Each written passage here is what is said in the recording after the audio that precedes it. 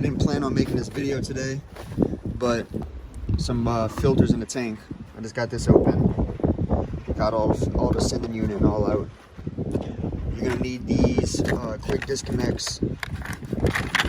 There's one isn't actually size named, oil cooler disconnect, and then one is a 5/16.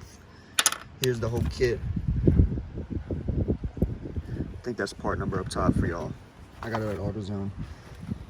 So you just need the quick disconnects to take these off, and then you're gonna have one plug for the sending unit down here, and then you unplug that, pull this out. I wanted to show you guys how bad these filters look.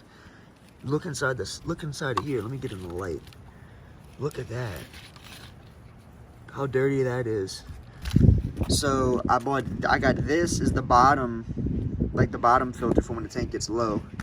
And then these are just like regular strainers or whatever for the top. Look at how bad these were. And this truck was previously having injector issues, so I mean, you could imagine why. Look at that. That is insane.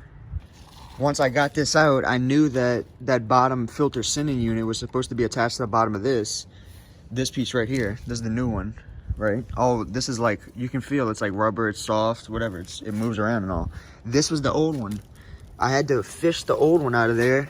It was in pieces, it fell apart. Once I pulled the sending unit out, I realized it wasn't on there. Look, look how soft it is. It's all brittle and fell apart in the bottom of the tank.